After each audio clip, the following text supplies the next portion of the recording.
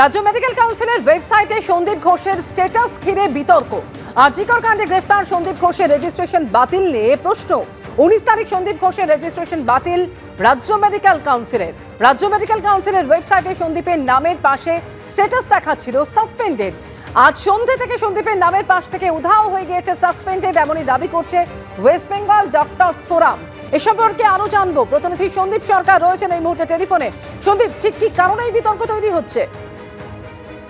দেখো, বিতর্কটা যে কারণে তৈরি হয়েছে তা হলো আচমকাই রাজ্য মেডিকেল কাউন্সিলের ওয়েবসাইটে দেখা যাচ্ছে যে সন্দীপ ঘোষ চিকিৎসক হিসেবে তার যে রেজিস্ট্রেশন নাম্বার আর তার যে স্ট্যাটাস, সেই স্ট্যাটাসটায় দেখাচ্ছে যে রেজিস্টার্ড এবং রংটা হয়ে গিয়েছে সবুজ।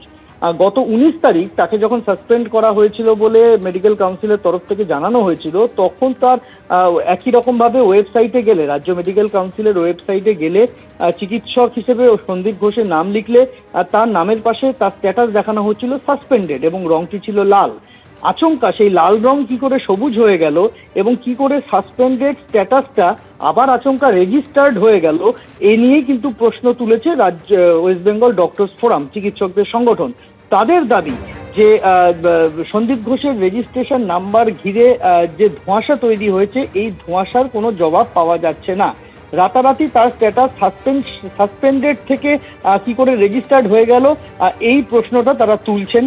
যদিও এ বিষয়ে রাজ্য মেডিকেল কাউন্সিলের তরফ থেকে যেটা জানানো হয়েছে যে এটা কোনো টেকনিক্যাল কারণ হতে পারে, কোনো টেকনিক্যাল গোলযোগের কারণে এই বিষয়টা হয়ে থাকতে পারে। তার কারণ ইতিমধ্যেই রাজ্য মেডিকেল কাউন্সিলের দাবি যে ইতিমধ্যেই সন্দীপ ঘোষের রেজিস্ট্রেশন বাতিল সংক্রান্ত নোটিশ ইস্যু হয়ে গিয়েছে মেডিকেল কাউন্সিলের তরফ থেকে এবং গেজেট নোটিফিকেশনও হয়ে গিয়েছে। ফলে সেই জায়গায় দাঁড়িয়ে যদি এ ধরনের কিছু ঘটে থাকে, আগের সাসপেন্ডেড স্ট্যাটাস পাল্টে গিয়ে আবার যদি রেজিস্টার্ড দেখাতে থাকে, তাহলে সেটা কোনো টেকনিক্যাল কারণে হয়ে থাকতে পারে। ওয়েবসাইট যে সংস্থা মেনটেন করেন, যাদের রক্ষণাবেক্ষণের দায়িত্ব, তাদের সঙ্গে বিষয়টি কথা বলে বিষয়টা সম্পর্কে তারা খোঁজ খবর নেবেন, এমনটাই জানানো হয়েছে রাজ্য মেডিকেল কাউন্সিলের তরফ থেকে। ধন্যবাদ সন্দীপ। দুর্নীতির খোঁজে ফের আরজিকর মেডিকেলে গেল সিবিআই। সেখানে 3টি আলমারি ভেঙে বেশ কিছু নথি বাজেয়াপ্ত করা হয়েছে বলেই সূত্র মারফত খবর পাওয়া যাচ্ছে এবং কোটি কোটি টাকার নথি, অর্থাৎ কোটি কোটি টাকার টেন্ডার সংক্রান্ত নথির হদিশ মিলেছে বলেই খবর।